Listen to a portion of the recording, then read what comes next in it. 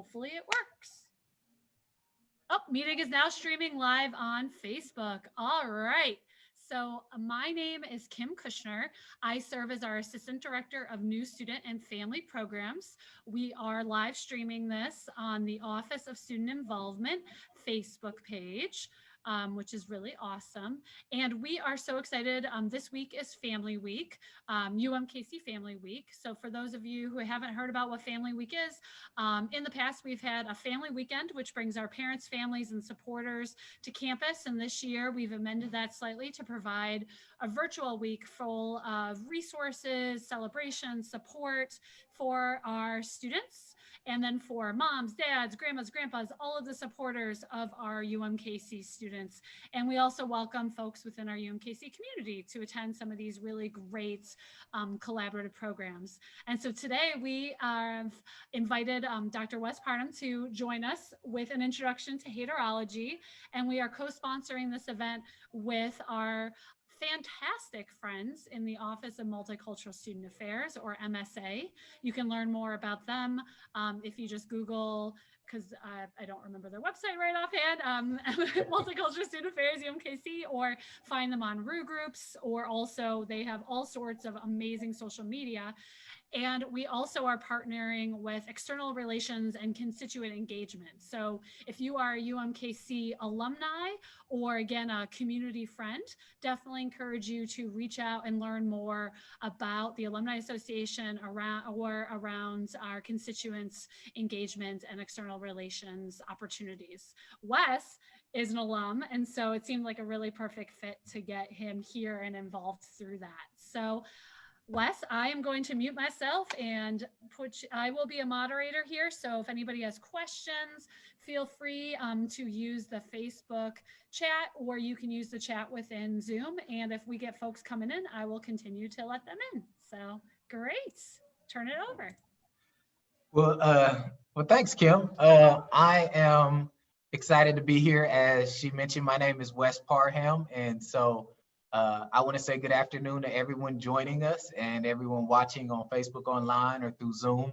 Hopefully we can have a fun conversation. I'm excited, and I'm excited for a few reasons. I'm always excited whenever anyone voluntarily comes to a presentation called Haterology, right? Naturally for me, those are the kind of people I want to speak to, people who are curious and wondering what is this thing, and want to know more information and why it's important. And so I'm always excited for that reason. And I'm also excited because I think that the information that I will share today really can help us function better as individuals and then function better as a society and as a culture. And so I know that maybe it's not clear from Haterology how that might happen, but I do believe that these things that we're going to talk about can truly help us in our world. And so I want to thank you guys for coming and wanting to learn more about Haterology. I'm going to provide just an intro to it and talk a little bit about it. If you have questions or things, as Kim mentioned, she'll be taking those, and I'd love to answer those. So maybe I would ask her, maybe she could tell me at the end, and we could just do a brief question and answer.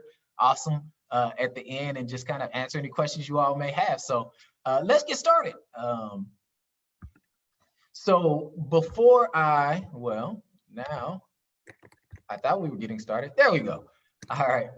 Before I start talking about this concept, I always feel like it's fair for me to just share a little bit about myself and what allows me to be able to speak to you all today. And so I start by sharing, my name is Wes Parham. I am a Kansas City native. I don't know if you all can see that picture there because it might be behind the cameras, but you will see the picture if you're looking at it of me during my freshman year of high school when I thought I was tough.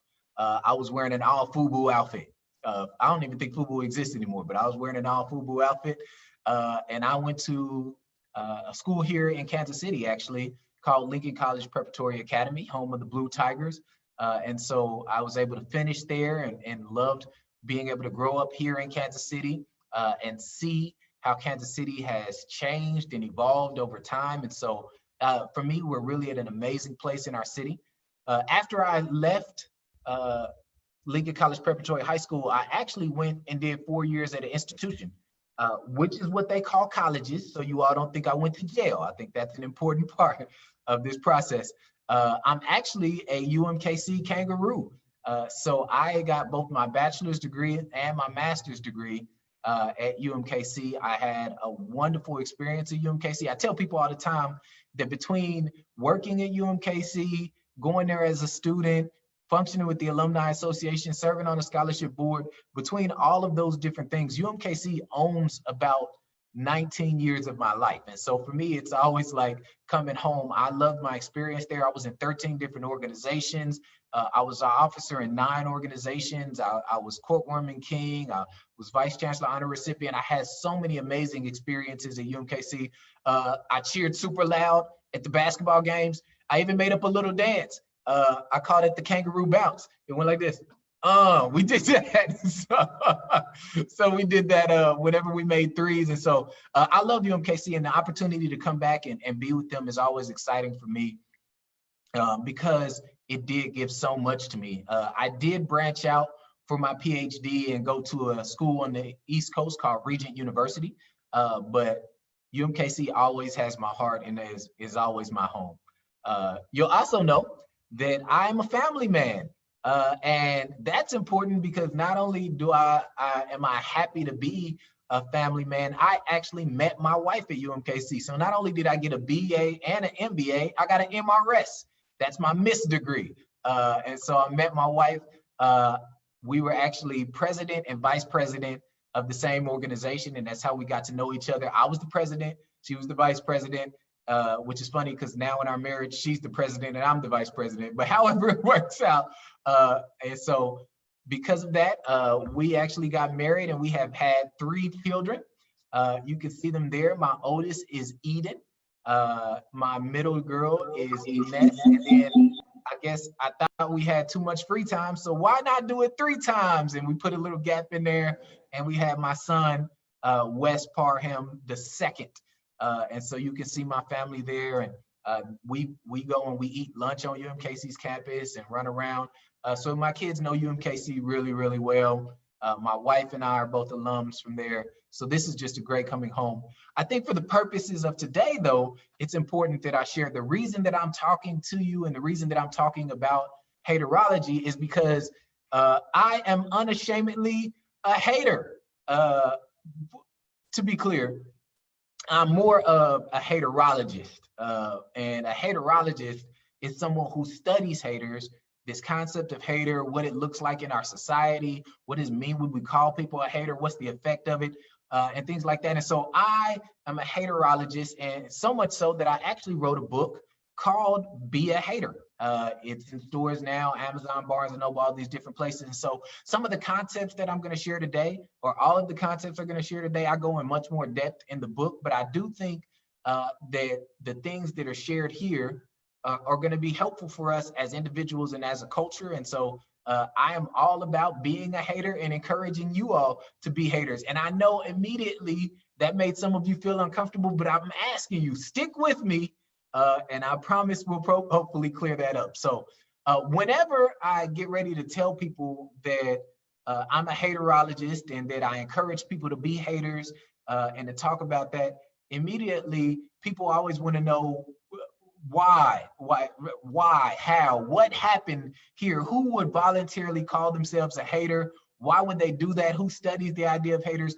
And so I think for me, I always like to start with the story of how haterology came about and how I became involved in it. And my story of haterology starts with Twilight. Now you'll notice that I didn't say at Twilight, I said with Twilight. Twilight being the immensely popular movie series that came out in the early 2000s. And this was really the start of my haterology journey. What happened was when the Twilight movies came out in theaters, I was working with an educational institution, and my goal in that position was to help teenagers to grow strong character and to have healthy relationships. And so for me, I began to recognize that wherever I would go and whenever I was working with teenagers, all they wanted to talk about was this Twilight series. And since I had never seen the movies, I'd never read any of the books, I wanted to know what was going on. And so I saw a group of young ladies sitting down and they were having this debate about Team Edward and Team Jacob. And I'm sure that if you go find a millennial right now, they've got a side, Team Edward or Team Jacob, but they were in this debate and I wanted to know what it was about. So I sat down with this group of young ladies and I said, hey, can you all tell me what is so amazing about Twilight?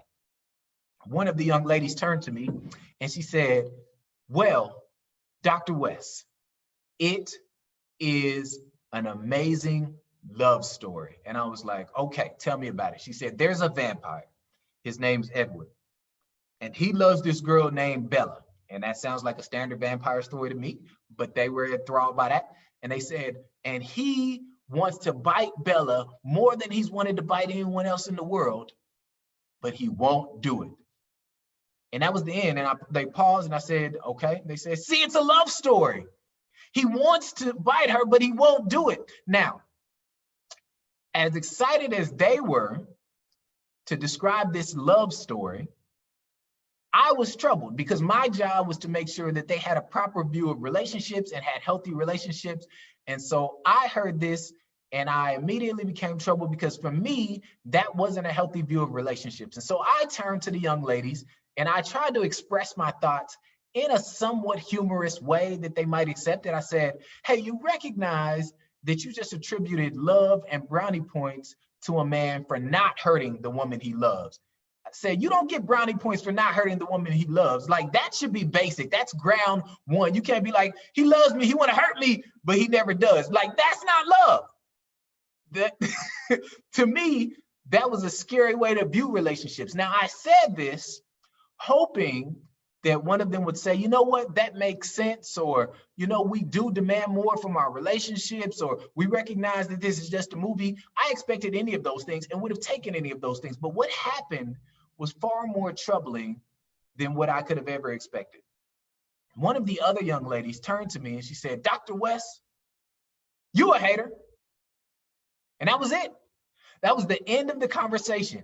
It was like everything that I had said didn't matter anymore. They went back to the debate on Team Edward and Team Jacob, having this wonderful conversation, and didn't even acknowledge that I had tried to bring in a perspective that was different from them. And so they went on and everything was fine. But for me, it really left me in this spiral of trying to figure out what just happened here. They called me a hater and then the conversation ended. My point wasn't paid attention to. And so I began to ask, what does it mean when we call someone a hater? What does that do for us? How does it change? And the field of haterology was launched. I began to study this and try to figure out what was going on.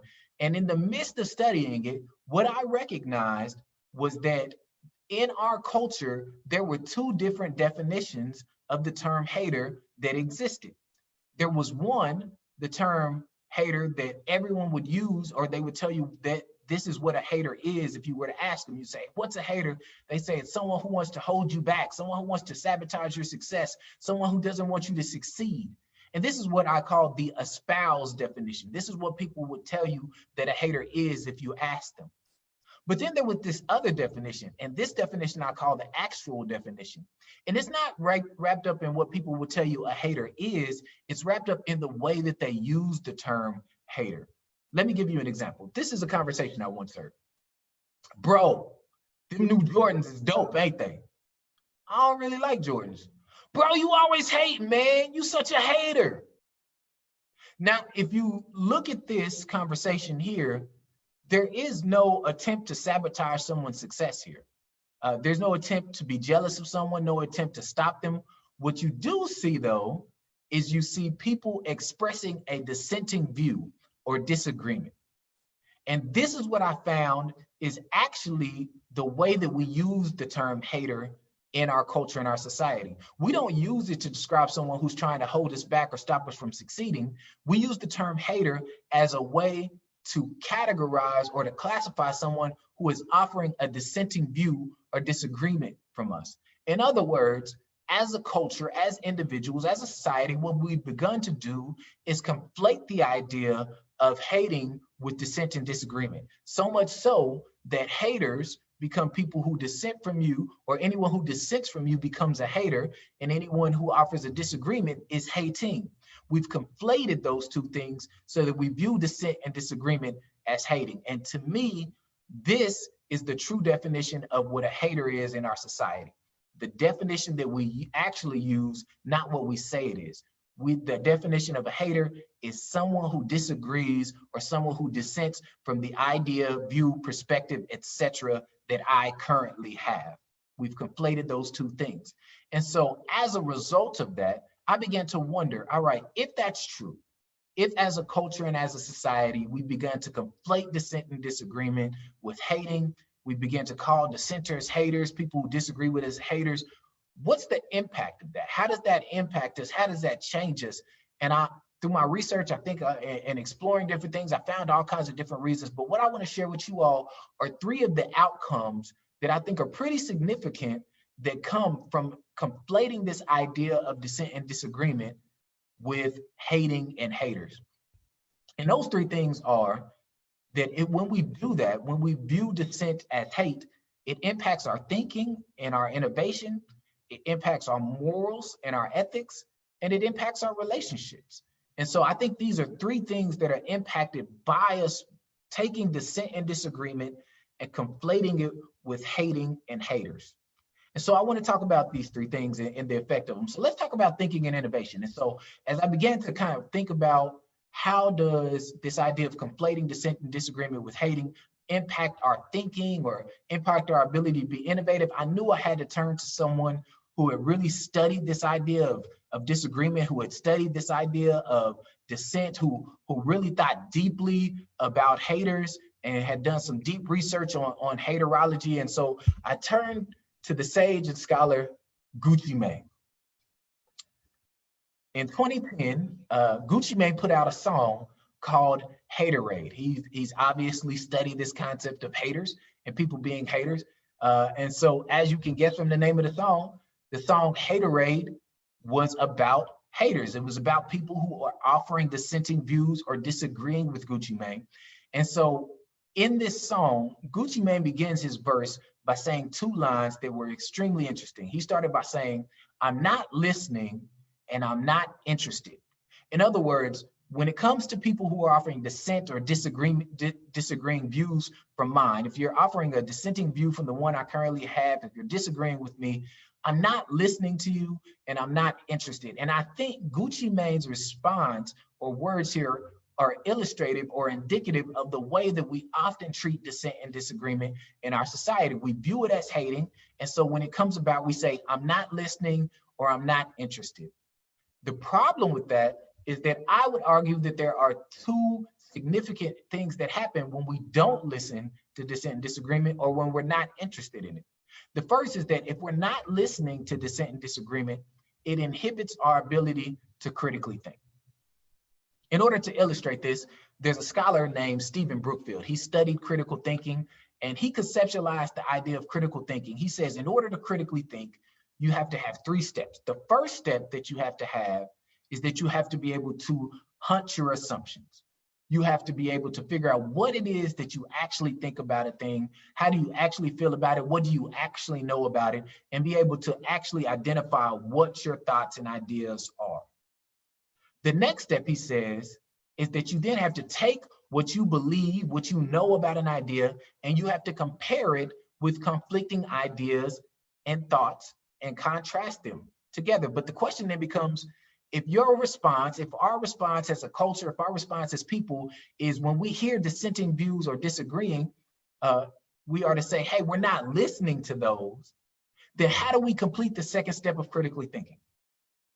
If we respond by saying, I'm not listening to dissent and disagreement, then how do we compare what we actually know about an idea to conflicting information or to dissenting information? We can't do it. And so by doing so, we inhibit our ability to critically think. We can't even get to the second step in critical thinking, let alone the third step of synthesizing those 2 things together, because we haven't listened to other thoughts and opinions that may differ from our own. And I think we can see this all over the place in our everyday society. In fact, research has indicated that as a whole, we as a culture are critically thinking less. We're building these echo chambers where we say, we're not going to listen to other ideas and opinions. We're only going to listen to things we like. We create these filter bubbles and only let in information we agree with, and that prohibits us from being able to think critically in the way we'd like to. But let's say that even if we were to begin to listen, the next thing Gucci Mane says is, even if I listen to dissenting information, if I listen to disagreement, the next thing that happens is that I'm not interested. Now, interest is fascinating because I would argue that not being interested in dissent and disagreement actually diminishes our capacity for learning. We learn less. One of my favorite examples of this is a conversation I was having with one of my family members, well, a group of my family members. So one day we're at a family gathering and we get into a debate. And we're not debating something small like gun control or abortion rights or any of those things that are easily solved, climate change, none of that. We're debating something that really, really mattered, right? We were arguing about who's the best basketball player of all time. Now, I had my coming of age in basketball in the late 80s, early 90s, mid 90s. And so for me, the answer is very clear. The best basketball player of all time is Michael Jordan. The people that I was having a debate with were family members who were a little younger than me. And so their coming of age in basketball was a little bit different. And I saw them coming of age and they argued that the best player of all time was LeBron James. And so we're in this debate. We're going back and forth. We're arguing Jordan versus LeBron. And in the midst of this conversation, I say, Jordan's the best. He never lost in the finals. He's clearly finals MVP multiple times. And he's clearly the best player of all time. Now, I said that, and one of the people from the other side said something. They said, Jordan never lost in the finals, but he didn't go 8 times in a row. Now, that made me pause. Did LeBron James go to the finals 8 times in a row? Because if anyone goes to the NBA finals 8 times in a row, that's a pretty strong argument for one of the best, if not the best basketball players of all time. And so at this point, my side and the other side have gotten into this debate and we're debating back and forth. And so I heard that argument and I stopped and I turned to one of the people on my side and I said, hey, did you hear what he just said? And that person turned to me and said, nah, he just hating anyway. And they went on with the debate. Now, for me, it was too late, though. I needed to find out, did LeBron James go to the finals 8 years in a row? And so I went and I pulled out my smartphone and I started Googling and find out he did go to the finals 8 times in a row. He accomplished all these statistics that no one been able to do. He was probably going to be the top scorer in the playoffs of all time. All these amazing things about LeBron James that I did not know. And so I go back upstairs where the discussion is still happening. And I turned to the person on my side who had told me the other side was hating. And I said, hey, did you know LeBron James did go 8 times in a row? Did you know he's probably going to be the leader in points scored in the playoffs and so on and so forth? And they said, no, I didn't know that. But what happened is that illustrated a point for me. He and I both heard the same dissenting information. We heard the same conflicting information. We heard the same disagreement. He heard it and wasn't interested. I heard it and became interested. And as a result of that, I learned a whole bunch of information that he didn't know. You see, our interest actually provokes us to learning. It creates these things known in cognitive psychology as information gaps. Gaps in our brain between what we know and what we feel like we should or could know. It's the feeling you get when you often see someone and you recognize their face, but you can't remember their name. You get this kind of itch in your brain and you're like, don't tell me, I know what it is. And they'll be like, it's Jim. You're like, Jim, I knew that. That's an information gap, right? It's an itch in our brain that's only satisfied by filling in the gap between information that we know and information that we feel like we could or should know. Now, dissent and disagreement play a key role in creating those information gaps. If we only listen to information that we already know, then we're not able to ever hear things or be exposed to things that may create a gap between what we feel like we could or should know. So if we don't hear the information, or if we hear it and we're not interested in it, we don't pursue it, then we actually hinder our ability to learn.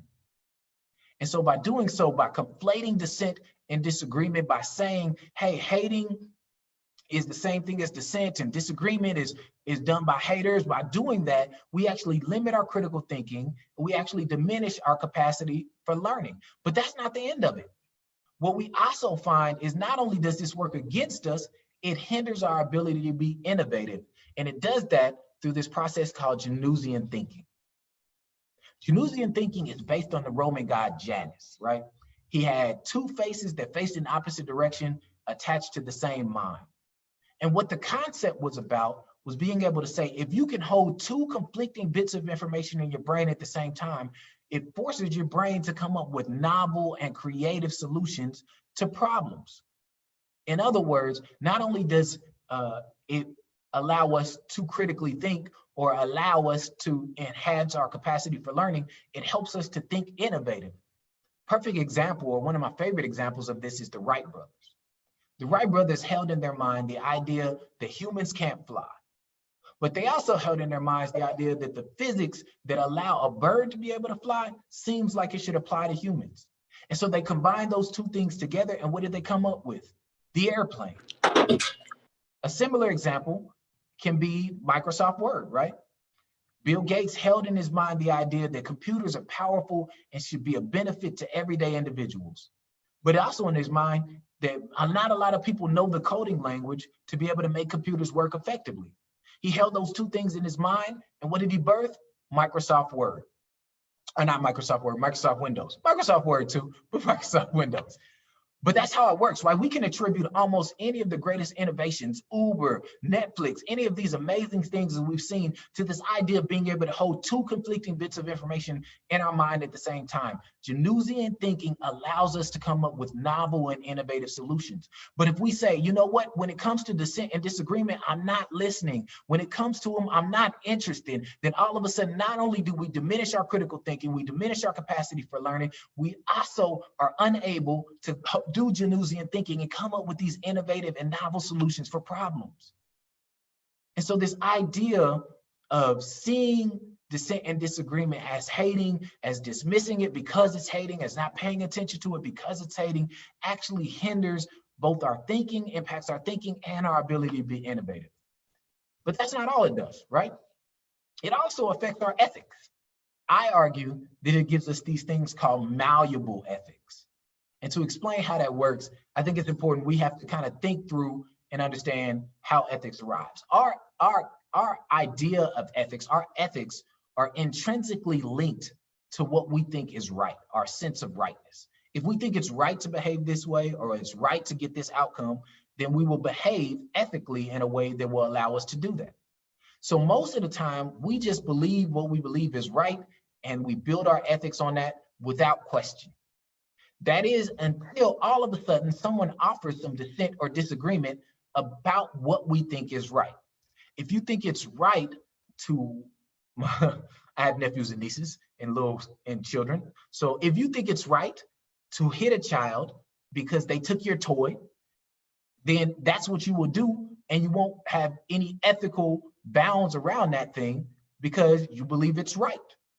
But if I come in and I then say, no, that's wrong to do, I offer a dissenting opinion or view, you have to provide a justification for why you think that's right. And that's the only way we ever change our sense of rightness, is if someone offers dissent or disagreeing information to what we think is right, we then have to either justify what we think is right, or we have to recognize that what we think isn't right. But what happens if we say, you know what, because I don't like dissent and disagreement, because that's hating, because that's coming from a hater, I'm not going to pay attention to it. What we do is essentially block dissent, and that causes us to not have to provide a justification for our sense of rightness. In other words, whatever we think is right, we can build our morals and our ethics on, and we never have to question that. And because of that, that leads to what these ethics that I call malleable ethics. They can move to justify any behavior we want them to do, which is really what you don't want to see in ethics. You don't want to see ethics that move and make everything all right. To illustrate how this works, there's this amazing book by David Callahan called The Cheating Culture. And he makes the distinction, he calls this being unethical, but I argue it's a little different. And here's where I think it's different. In his book, he gives two examples. One is the example of music piracy. He says, it is illegal to download music. And if he asked people, is it illegal? Is it wrong to do things that are illegal? And they would say, of course it's wrong. And then he'd say, what about downloading music? And they would say, well, yeah, I download music illegally, even though I know that's wrong. That would be unethical, right? To do something that we know is wrong is unethical. But that's not what actually happens when Callahan interviews them. He says, is it wrong to do something illegal? And they say, yes. And then he says, do you download music illegally? And they say, yes. But then they go one step further and they say, but I'm doing that because there's only 5 music companies out there. They're trying to control what everybody hears and do this. I'm fighting against corporate greed and against censorship and doing this. So all of a sudden they went from doing something illegal to doing something righteous. Now they are corporate crusaders fighting against corporate tyranny by stealing music, right? So all of a sudden their ethic that it was wrong to steal has moved to justify their music piracy as right. And we see this all the time. I used to do this with students that I would work with. I'd say to them, hey, is it wrong to come to work late? And they'd say, of course it's wrong to come to work late. And I'd say, do you go to work late? And they'd say, well, yeah, but when I go to work late, it's because ain't nobody gonna be there yet, right? So it's okay. So in other words, it is wrong, but it's not wrong for me. My ethic can move to justify whatever behavior I needed to justify. And that is a malleable ethic. And that comes from when we say, you know what, we're not going to pay attention to dissent and disagreement. We're going to label that hating. We're going to label that haters. We're going to dismiss that. And as a result, we're not going to listen. We're not going to be interested. And as a result, we can justify whatever it is we want to do. We can have these malleable ethics. And so that's how it affects our ethics. But how does it affect our relationships? I would argue, before we even talk about it affecting our relationships, I would argue that we just need to acknowledge that relationships in our culture are suffering, right? The General Social Survey, which is administered every year or so, since 1985 to 2015, has said the number of people who report that they have no close friends has tripled. The number of people that they say they can talk to about important things and things that matter went from 3 to 2. There are higher reports of loneliness. There are higher reports of depression over the course of this time frame. So we see relationships suffering. And for me, that's even more troubling when you think about the Harvard Study for Adult Development. This is the longest study of human psychology in modern history, right? We've been studying the same group of people since the early 1900s, and we've been trying to figure out what makes a good, healthy life. And what we found, if you boil down all the research, if you boil down all the studies, what the founders have, or what the researchers have found is that the number one thing that makes for a good, healthy life are good relationships. They make us healthier and happier, period. So we have this situation where relationships are suffering, but the things that we need in order to make us healthy and happier are good relationships. So how does dissent and disagreement play a role in that? Well, the way that it plays a role in that is that dissent and disagreement are actually fundamental and foundational parts of meaningful relationships. In order for you to have meaningful relationships, you're going to have conflict and disagreement and dissent. The example that I love to give of this is the closer the relationship, the more likely you are to care about different parts of that person's life. If we're in 2020, it's election year, right? If me and you found out right now, whoever you are out there, you find out that I'm on the opposite side of the political spectrum from you. We just have never met, but you heard me talking and somehow you picked up that I'm on the opposite side of the political spectrum from you. If you're Republican, I'm Democrat. If you're Democrat, I'm Republican. When we finish this session today, you're probably not going to track down my email and fight with me about the political thing. You don't care enough, right? We don't know each other. That's just some guy over there holding a different idea. But what happens if it's election day and you roll over and you turn to your significant other and you say to them, hey, let's get ready to go vote for candidate X. And they turn over and they say, well, I thought we were voting for candidate Y. You guys are more likely to have a fight than you are to argue with me about it, right? If you find out your significant other has a different idea or a different political view than you care about that part of their life. That matters to you. In the same way, you all don't know what shoes I'm wearing right now, but my wife, who loves me, she cares what shoes I'm wearing right now. So if I'm wearing the wrong shoes, she's gonna want to jump on me about it. You guys don't care. The more closer your relationships are, the more parts of that person's life that you care about. And that means that dissent and disagreement become a fundamental part of close relationships. So what happens if we say, as a result of this, as a result of saying, you know what, when we disagree, when you dissent from me, I'm going to label that as a hater. I'm not going to deal with you. I'm not going to listen. I'm not going to be interested in you. How does that affect us? Well, what it does is it begins to move people from these in groups to these out groups. It begins to distance our relationships. I once had a coworker I was talking to, and we were getting ready to go on holiday break. And I said to them, hey, what are you going to do? And they said, well, I would normally go home to be with my mother, but she's voting for such and such, and I just can't do it. I don't even want to talk to her. And I thought, your mother? Your mother. Arguably the first meaningful relationship in your life, but because they had a different view, a different political view, you are labeling them as hating or dismissing and not engaging with them, not listening, not even wanting to be around your mother. You have moved them from your in group to your out group. Your in group are people who are like you, they're trusted, they're safe. Your out group are people who are not like you, they're not trusted, they're dangerous. And so you begin to doubt why they view things this way, and you doubt their intentions and all these different things. And so we can see that if we begin to see relationships be affected by dissent and disagreement, if they're a fundamental part of dissent and disagreement, or a fundamental part of relationships, but we don't like dissent and disagreement, we label that as hating, we dismiss it, we're not listening to it, we're not interested in it, then what we begin to do is we begin to dehumanize dissent, is what Paul Gottfried says. And we began to make the other people who dissent and disagree with us not like us. And that causes our relationships to suffer. That begins to make us say, hey, I have less people that I can talk to. I have less people I feel close to. I have no close friends. All of these different things begin to emerge because we are unable to be able to process dissent and disagreement in a healthy way.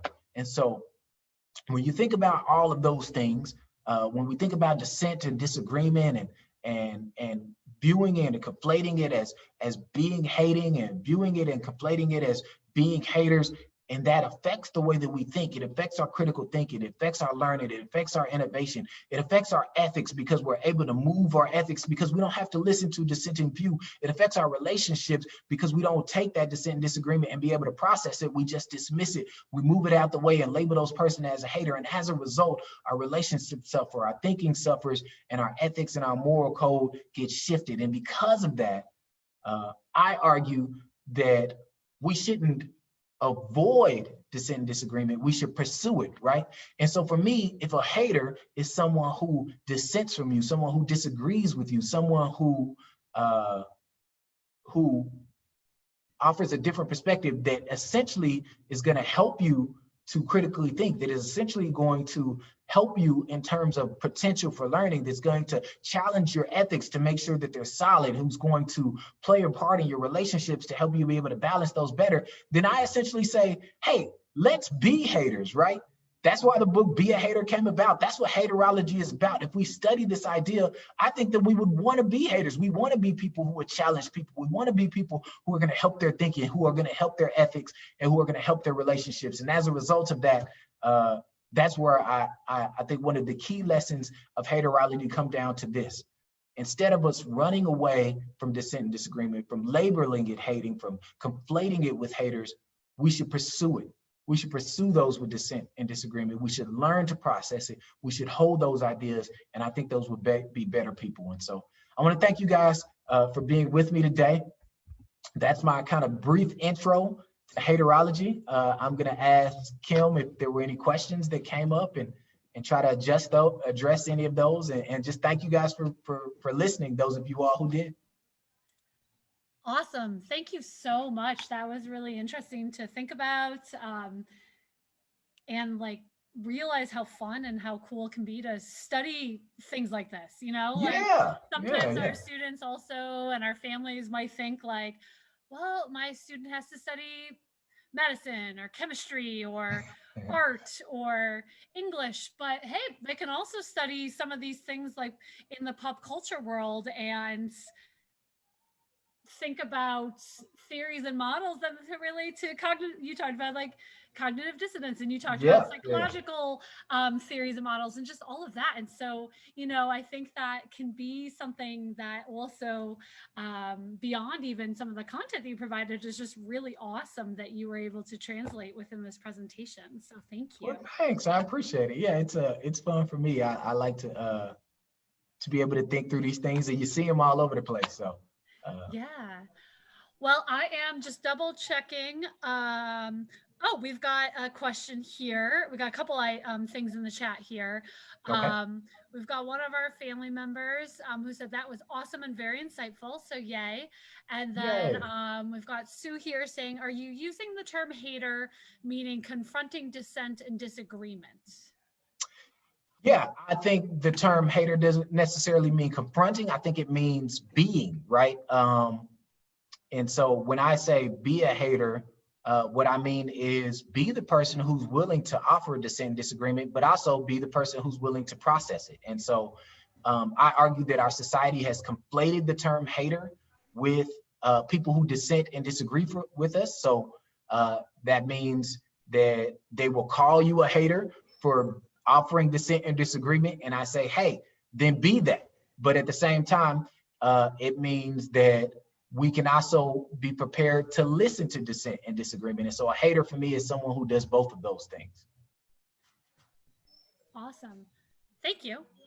If Yeah, there thank are you. other questions, feel free to put them in the chat, and I'm checking through and just refreshing, and it looks like we don't have any questions at the moment on the Facebook. It's live streaming on our parent and family group as well as on our Office of Student Involvement Well, hi, page. everybody. Yeah, yeah. Hey, so Hey, you we'll guys. probably get some folks who it's great that you've got your website as well as your facebook.com/hater mindset, as well as Dr. Wes at Dr. Wes Parham, right? Wait, say your last name again. I mispronounced It's it earlier. Parham works, but it's Parham, Parham. yeah, Okay, there we Parham, go. Sorry, but friends. I can't apparently think at 4:46 p.m. on this Friday. most people So say Parham anyway, and so I'm fine with that. Parham. No, I want Yeah. to get it right. So I realized after I messaged you, I was like, I'm sorry, I keep saying it wrong. So we've offered that. And then also just tell us about, you mentioned your UMKC journey at the beginning, but what Yeah. advice would you have, a little off topic, but for parents, families, supporters, for our students that might be watching right now? And I'll keep it super general. So whether it relates to Yeah. haterology No. or your own UMKC experience, just go with it. Yeah, I think that for everyone, I would just say, hey, maximize the opportunities available to you through UMKC. UMKC is uniquely situated, not just that it's a phenomenal education institution, but it's such an integral part of the city that it ties into so many things. And so it offers so many unique, different opportunities. When I was a student there, there were so many things that I got to experience. So I had never left the country before. And through some of my relationships that I made on campus, I was able to leave the country for the very first time. We were able to, through some of the connection the UMKC had with some of the different ethnic cultures in Kansas City, we're able to bring ethnic festivals on campus and go to them. I fell in love with, it's better to say fell in love with. I fell in love with sushi. As a result of that, I joined the Indian Student Association, and we would go watch Bollywood films around town. And so we would go to the Tivoli Theater and watch a Bollywood film and all kinds of things. And those were things that just came about because UMKC was so uniquely positioned in the heart of the city. So it didn't just focus on education, it really focused on the city as a whole. And I'd really encourage students, parents, everything, really get in there and see the different ways that UMKC is a part of our city as a whole. It's such an essential part, and it offers so many amazing opportunities and so many different things that you can do. just by doing that. So that would be my piece of advice there.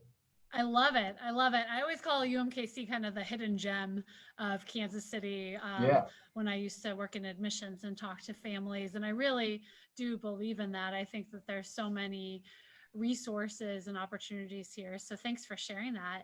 Yeah. What's next for you? Are you coming out with other books? Are you doing other research? I'm intrigued and would love for you, or if you're like, oh, good, I'm good in this, I would love Yeah. if there's anything to share. Well, I don't know. I think yes to both of those. Right now, I've been doing a lot of work primarily with organizations. My PhD is in organizational leadership. And so I've been taking some of these concepts of Janusian thinking and selective exposure theory and minority dissent and bringing those to organizations as a way to help them to produce innovative types of organizations. And so how do you get innovative? How do you create a culture of innovation, and how do you create a culture of challenge and dissent and novel ideas? And so going into organizations and helping them to be able to identify and do that. So I've been doing quite a bit of that lately, but really I'd love to just go around and share with people about this cultural phenomenon that I see happening with Haterology and just continue to grow it. So yeah, I do think other books are coming. I'm still doing research. Haterology is a field now, and so I'm researching and studying and the different ways that it's affecting. Specifically, right now we've been looking a lot at how this idea of dissent and disagreement actually functions to impact our introspection on ourselves, and how does that relate to us in our individual personal growth. And so I think some more of those kind of things will be coming out in the near future as well. Awesome. Awesome. Thank you for sharing.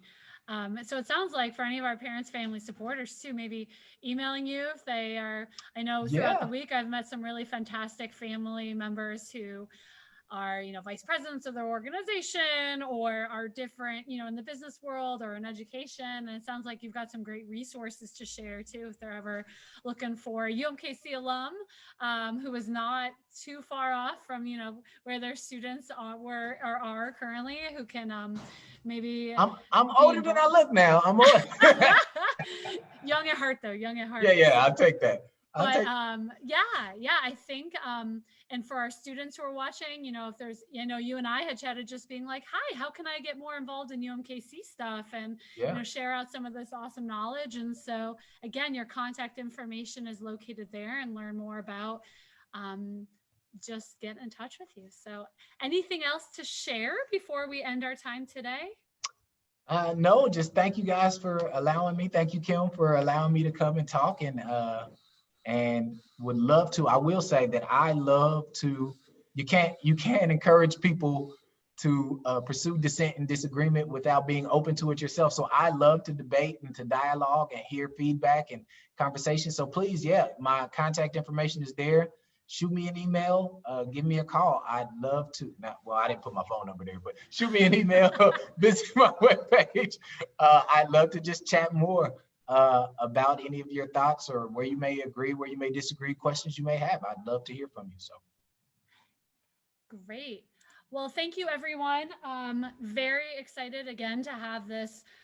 We had a little bit of technical difficulties over the week with some of the live streaming via Zoom. So excited that it worked. Thank you, Dr. Wes. And thanks for folks who helped to co-sponsor our Multicultural Student Affairs, External Relations, and Constituent Engagement. And again, we have a couple more Family Week events taking place tomorrow. And if you have any questions or need anything, let us know. And I am going to press stop live stream. Have a great day.